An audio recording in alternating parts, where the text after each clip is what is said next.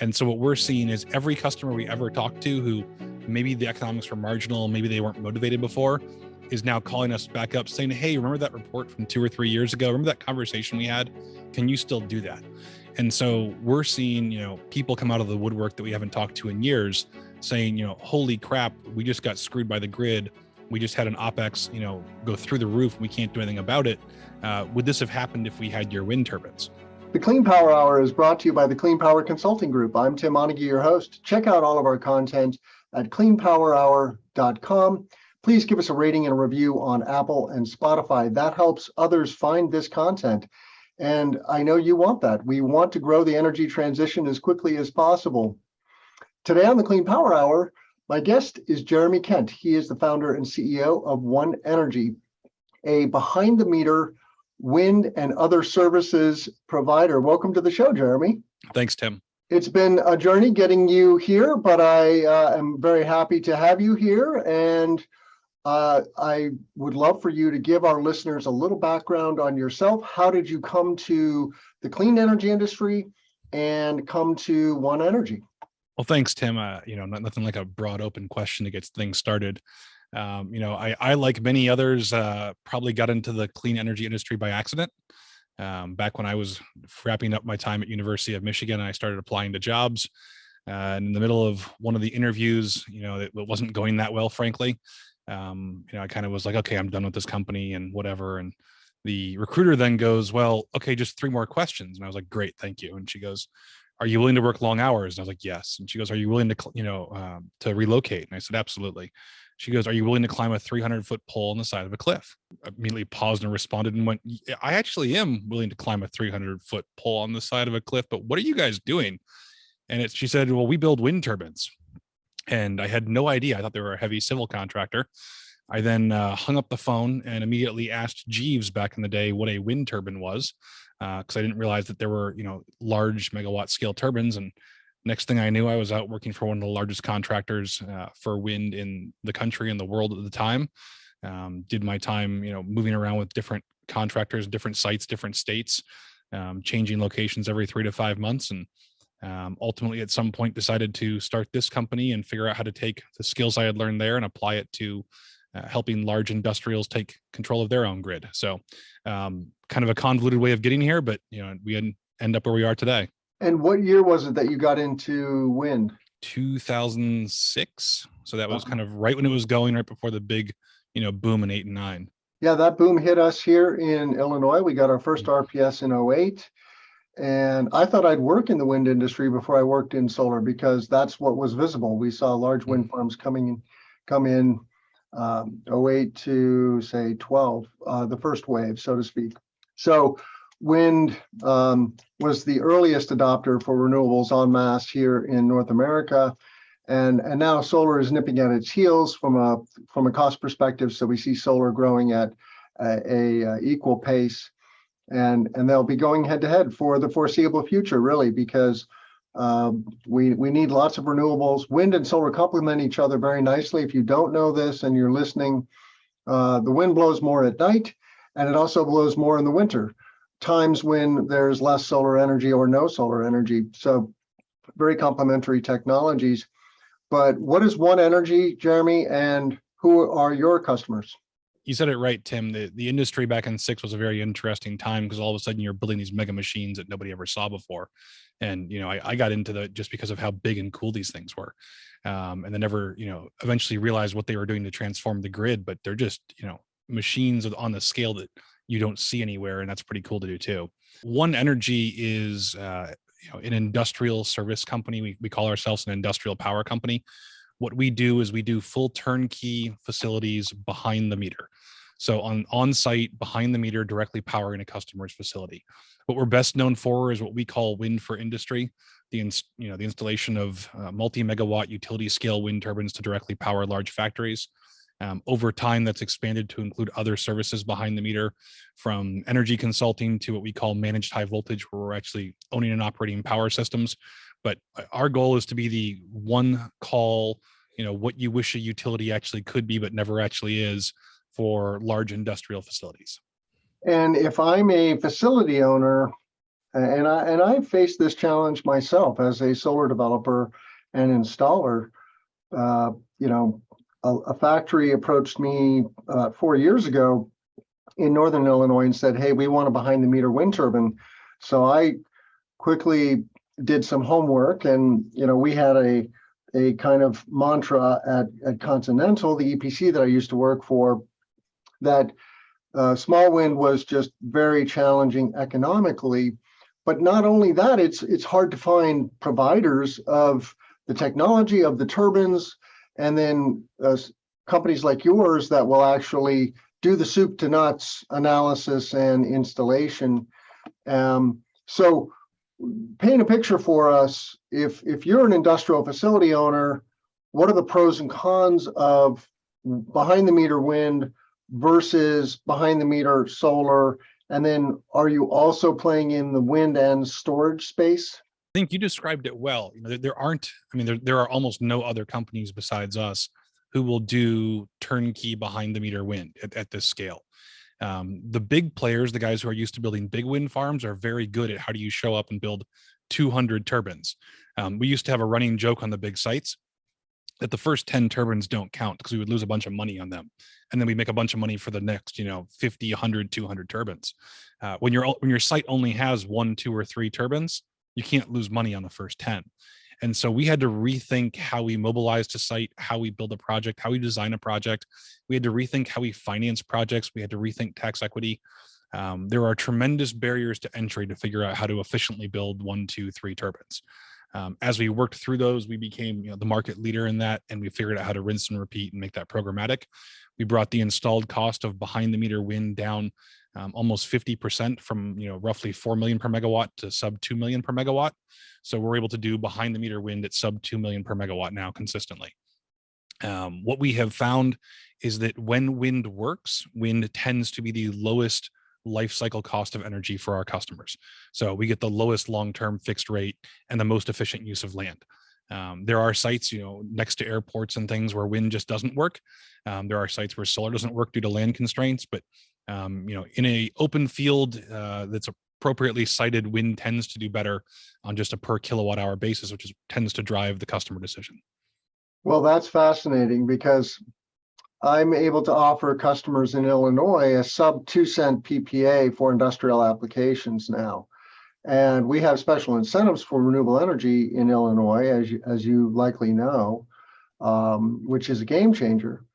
But can you truly break that 2-cent PPA barrier with small wind? I don't know that I've broken that barrier at that price in Illinois, but I've gotten to that price in Texas. In the right wind regime, it all depends where you are. So, obviously Illinois varies. Illinois also has some very attractive subsidies that exist now that didn't last time we looked there. But we are playing in that very low single digit type rate. So we have PPAs in the 4-cent to 6-cent range. And that's before some of the kind of juicier incentives that are recently coming out with, obviously, Illinois Energy Transition Act, which did put that state back on the map for a major place to go. And then looking at what's coming out with the IRA, and some of those 10% bonuses could make some sites very interesting. Yeah, I think you're referring to CEJA, the Climate and Equitable Jobs Act of 2021, and that is fueling wave 2 of what was the initial. What was that called? It was a cousin to CEJA. I'm forgetting the acronym, but this was a bill passed in 2016 and then came into force in 2017. Illinois has a good RPS. We have a 25% by 2025. Well, we had, but it was broken. It was not achieving its goals, and that is, I like to say in my trainings and in my podcast that an RPS is a strong foundation. You really want an RPS to drive the adoption of renewables. And 30 plus states now have RPSs, and those RPSs are getting more and more ambitious. You see very ambitious ones in California and Massachusetts and New York and New Jersey, some of the the leading states, and now in Illinois. But let's circle back to this use case, okay, for industrial applications. The nice thing is that many industrial facilities are sited in rural or semi-rural areas. so they have ground around them. Many times a factory will have extra ground purchased because they want to have room for growth and expansion. That's the only question is, what are they willing to give up then?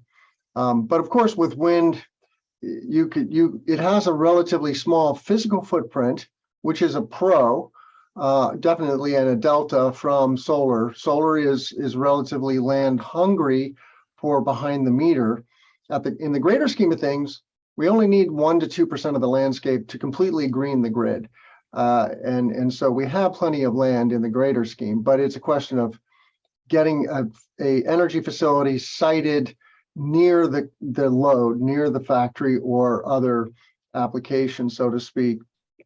What is the process that you and your customers go through?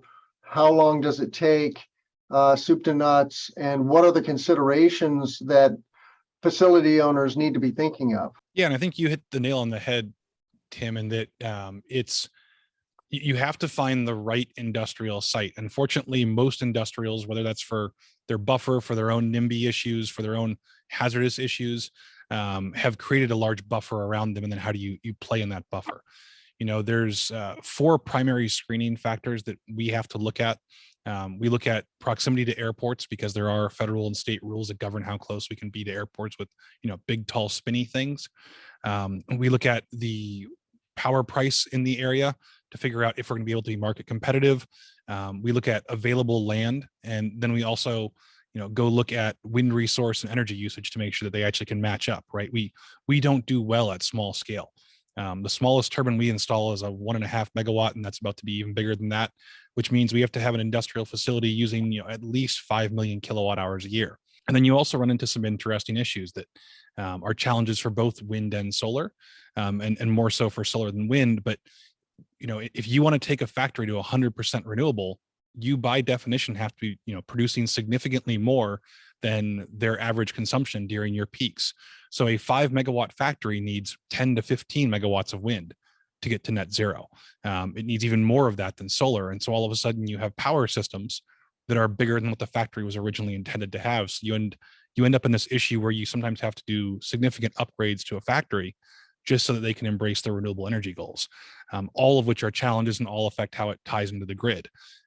Fortunately, as you know, behind the meter systems do far better on interconnection times than what you're seeing in MISO and PJM and, the multi-year stuff that utility scale developers have to go through. We can go from handshake with the customer to starting construction in as little as 90 days and as long as, 2 to 3 years, depending on their decision process and the site and what rules we are.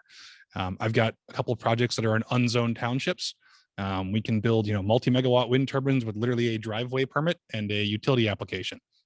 I've got projects, inside city limits that go through, multi-month long processes to get variances and change zoning ordinances, and everything in between. How big is a 1.5 megawatt turbine? 405 feet to the tip of the top blade. So typically that would be an 80-meter hub height turbine, roughly 260 feet, and a 87-meter diameter rotor, which puts you about 405 feet. So in scale, that is a football field spinning on top of a 27-story building. Mm-hmm. And the problem is we don't get smaller than that. If you have a typical warehouse or a typical kind of small industrial facility, distribution centers, the small manufacturing facility, typically those don't use enough energy. We have to find the big facilities that are, the real energy hogs. And you suggested that a 1.5 megawatt turbine could produce 5 million kWh. I did some quick math, and that translates into over 3,000 kWh per kWp. Is that typical of your projects, that you're getting that much juice per megawatt? We have capacity factors ranging from about 27% to about 37%. Mm-hmm. Wind in some places does get up to about 45% capacity factors. We haven't, been that fortunate yet in terms of a site that wind rich, but we will do solid mid to high 30s. 45 sounds like offshore. Or it sounds like some of the kind of the over-designed turbines with these super big rotors they're putting up, in Iowa and places where they're pushing the limits of technology right now. Yeah, I mean, a small turbine for utility scale would be 2.5 megawatts. That was kind of the old school, right? And now they're 5 to 15. So Um, maybe I'll stop you there and say that I don't think anybody's installing, 5 to 15 as major projects yet. You're seeing that 3.5 to 4.5 class is kind of still the big projects onshore. Offshore, obviously, they're getting up to those 15 megawatts, but I have not seen many projects in the US above a 4.5 megawatt platform or like a 5.2. The big machines are the ones that you're seeing go offshore that are hitting incredible numbers, like your 13 and 14 megawatts. I saw a Norwegian company called Worldwide Wind has developed a 40 megawatt turbine concept.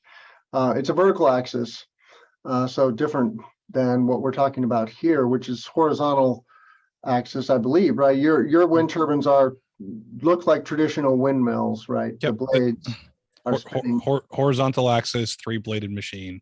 And those really are at this scale by far the most cost-effective solution. There's some vertical axis concepts offshore that make sense. I haven't really seen one onshore that makes sense.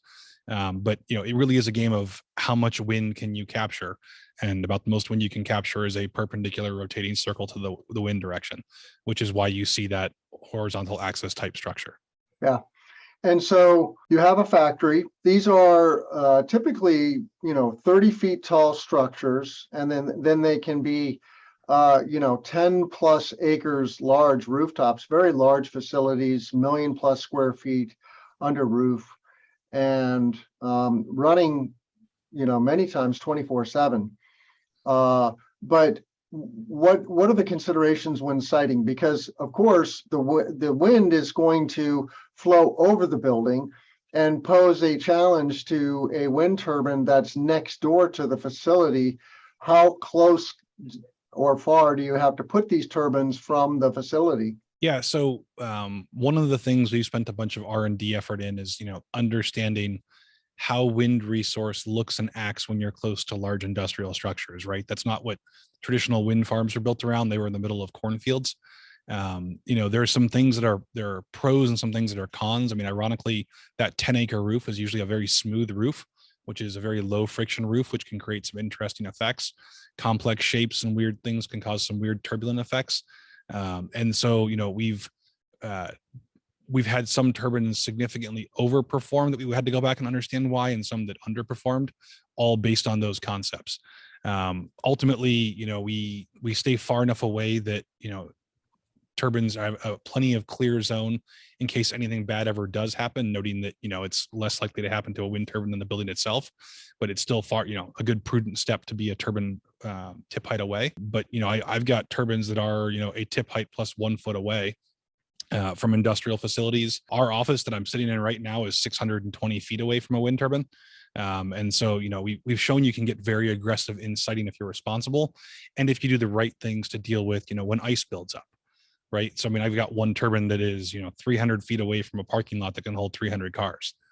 And so we have to make sure that when we have an icing event and everything around us, the building, the parking lot, and the wind turbine is covered in ice, we don't throw ice off of the blades.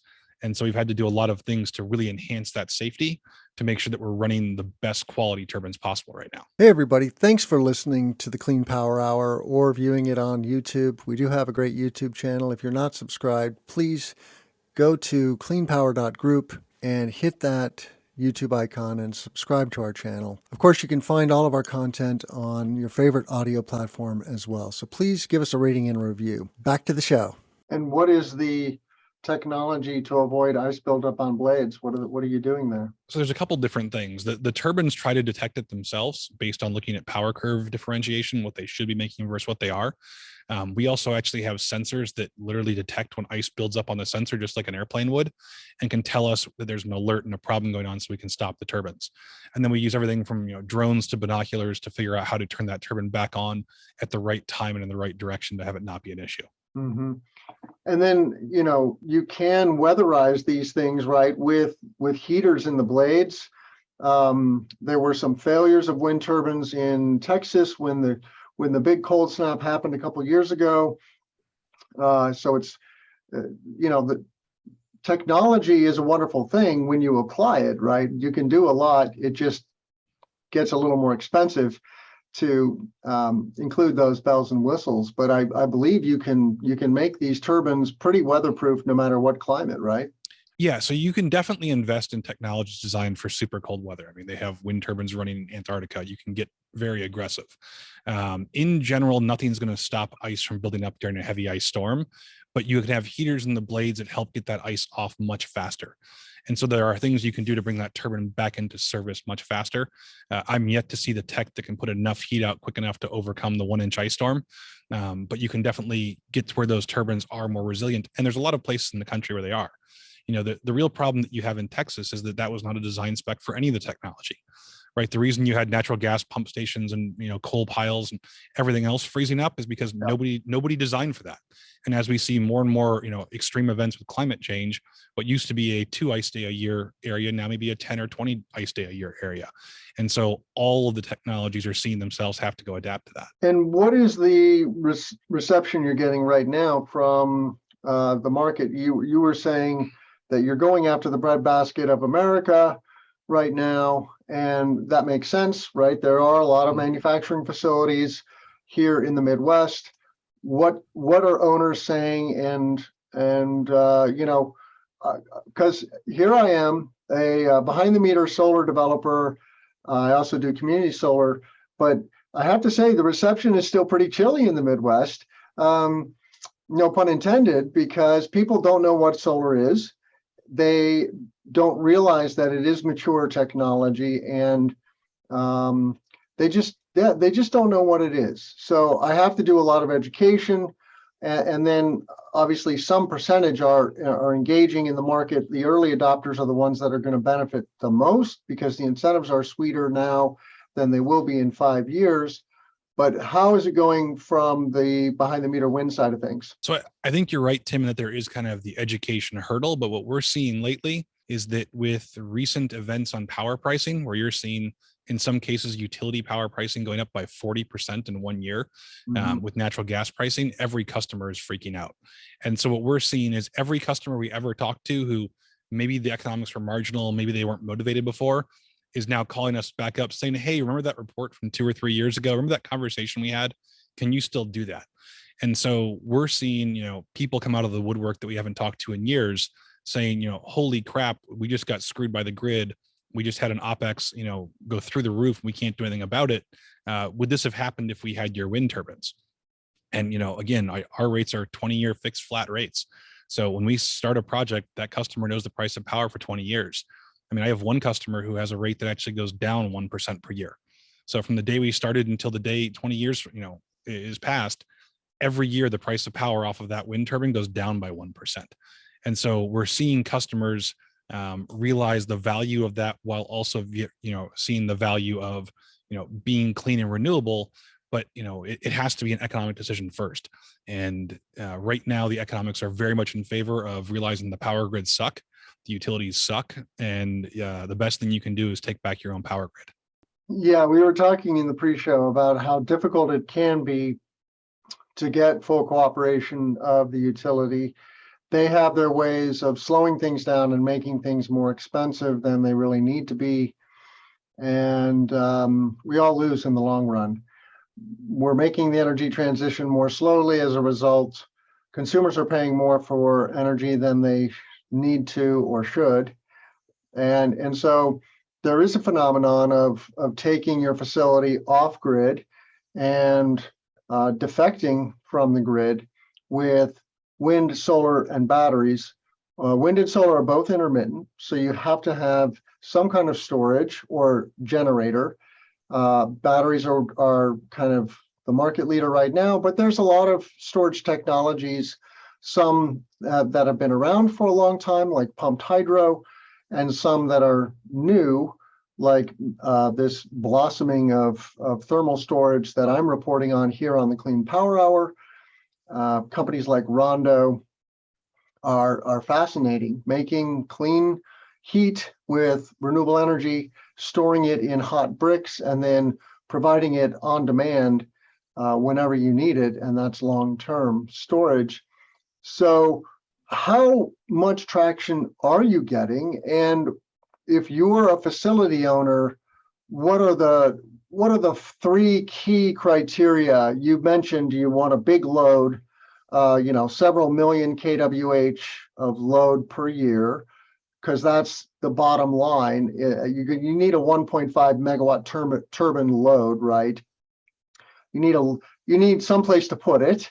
But otherwise, when you think about the upper Midwest here, Iowa, Missouri, Minnesota, Wisconsin, Illinois, Ohio, Indiana, Michigan, what else should facility owners think about and, ask themselves? Yeah, it really is. Do you have a decent chunk of land around you? It's hard to help the factory in downtown Columbus, right? Do you have land, and are you at least 3 miles away from an airport? And that's not an absolute guarantee it works, but that's the biggest filter criteria in terms of filtering it out. In terms of the states you listed, almost all those states are in what's known as the wind belt, right? The historic wind belt where you see the wind turbines. So in general, if you see wind turbines somewhere, within an hour of where you are, there's probably enough wind, right? There's a whole bunch more we do to make sure of that. But most of those states are, the states where wind has been built out in PJM and MISO. So, we're definitely seeing that there's a huge push to figure out what you can do right now to get control, right? Because the alternative is you just become a complete market taker like you've been for the last, 80 or 100 years. Mhm. And so, take any large factory who, has part of a multinational, multi-billion-dollar company, right? And they have, internal purchasing teams. They optimize everything they do. They can exercise purchasing strategies. And then they come to energy, or especially electricity, and they have no choice. They have to work with who they're working with. They have to deal with their rate cases. They have to deal with the monopoly. And even in deregulated states, when they're able to shop for a portion of it, utilities are systematically shifting away to get higher demand costs. And so the reality is it's war. And we're seeing companies wake up to the fact that it is war, trying to figure out what to do. To go to the point you were talking about storage, storage obviously is the missing link. It's very difficult to make it pencil at the scale we're talking about. When you talk about an 8-10 megawatt load that needs to be able to have 2 days worth of coverage for a true downside event to be true off grid, that's a several hundred megawatt hour battery or storage system, and that's just not easy to do these days, and it's not cost effective. What we are seeing though is customers saying, okay, how do I get 90% off grid, right? How do I take a big step in the right direction and de-risk this, and then figure out how to do the rest later? And I think if every industrial facility figured out how to do 50 to 75% of their own stuff and was able to use the grid to balance in the middle, that becomes a very interesting power grid where utilities have far less control than they have today. Have you explored using a microgrid approach though, where majority of the time when the wind is blowing, you're operating in off-grid mode and then tying into the grid when you need that grid power? That would allow you to avoid some of the headaches with interconnection. And this is a model that I've just started to see some companies in the storage industry apply as a way around the burdensome interconnection rules and processes.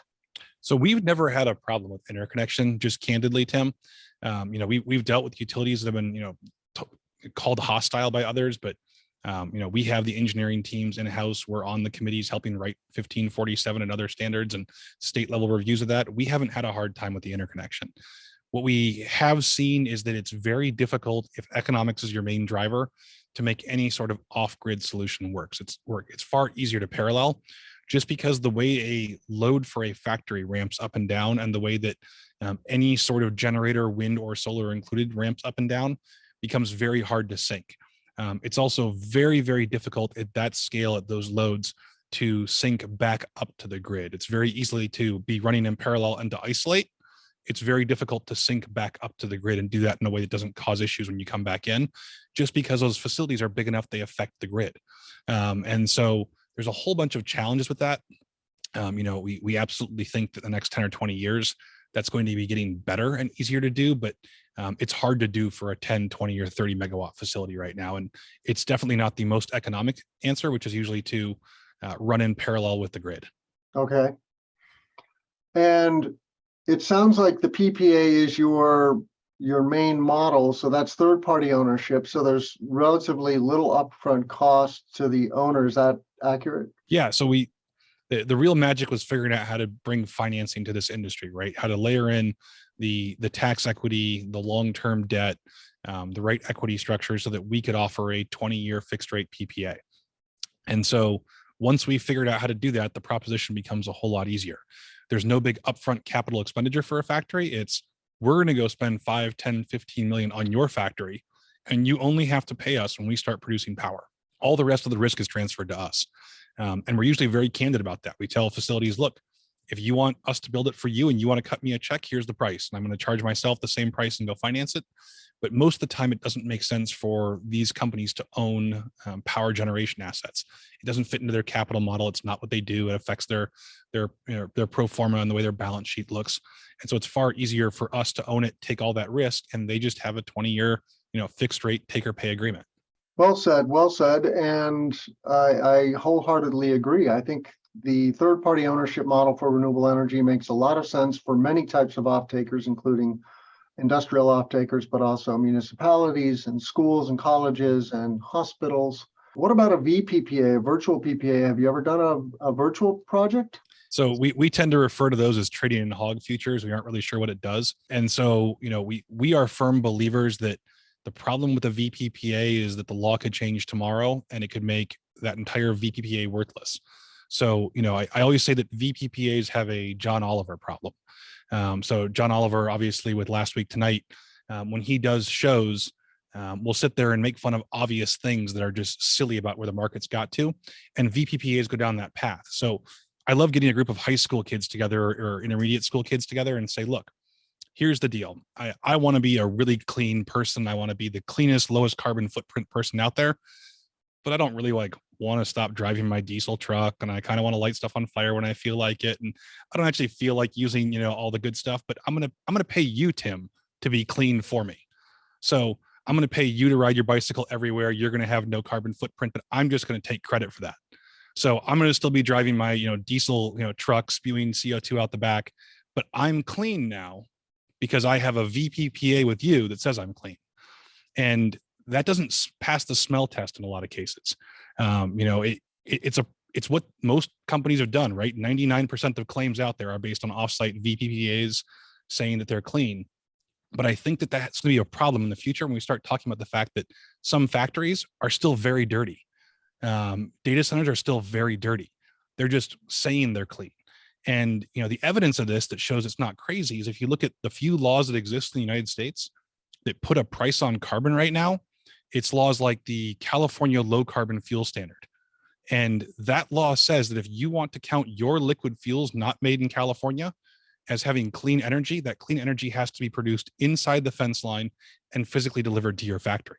So if you're a renewable diesel manufacturer, you can't have a VPPA outside of California. It has to be inside the footprint. And those are the people actually putting a dollar value on carbon score.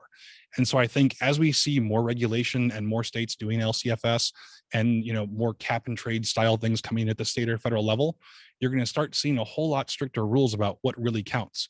Is your Ohio factory really cleaner because you bought some credits in Texas?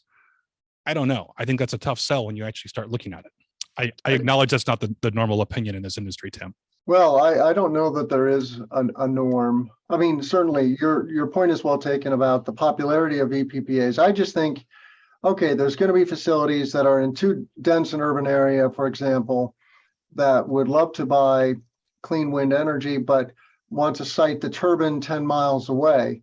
And that is complicated, I think, from an interconnection perspective, which could be a deal killer. I don't know. I've never tried to do this with a small scale solar facility. We're always trying to do rooftop or next door ground mount, right? Either the facility has ground or an immediately adjacent parcel has ground that they're willing to lease to the project, which might pass muster with the utility for quote unquote behind the meter. Well, what else should we talk about with regards to the behind the meter wind industry? You mentioned power infrastructure is also part of your playbook now. What are you doing on the power infrastructure side? And yeah, if there's other things that we should let our listeners know about, I'm all ears. Yeah, I think you hit the nail on the head, Tim, and that it is easily technically feasible to build that wind turbine 10 miles away and move the power over to that factory. But most states have laws that say you can't do that because that's the business of a utility. So the question is, why do those laws exist, right? What are they actually protecting? I think you're going to see a big change in those laws coming. I think the place that you're also going to see a big change is what you were just talking about with our energy intensive infrastructure. And with that, what we're doing is actually upgrading the power systems of these factories. Most of these power systems were built when the factory was originally built 20, 40, 50, sometimes 100 years ago. And they just aren't designed to be able to handle large amounts of renewables, have the automation, have the protection. They aren't ready to take wind and solar powering through their system to backfeed on the grid. And so we're seeing all of these private power systems have to get rebuilt as well. And I think that there's going to be a huge push to do that at all scales over the next 20 or 30 years as you see more and more distributed generation adoption for large industrial facilities. Change is coming. One Agreed. way or another. The status quo doesn't work, Tim, so the change has to come. Yeah. All right. Well, I want to point out that our listeners can find all this content at cleanpowerhour.com. Please give us a rating and review on Apple and Spotify. Check out our YouTube channel. We have a wonderful YouTube channel. 99% of our content is on that channel as well. You can subscribe just by hitting the YouTube icon at cleanpowerhour.com. How can our listeners find you, Jereme Kent, the CEO of One Energy? www.oneenergy.com, and I tweet it at Wind Energy CEO. So look forward to talking to you and your audience more, Tim. Well, thank you so much, Jereme. Have a great day. Thank you. You too.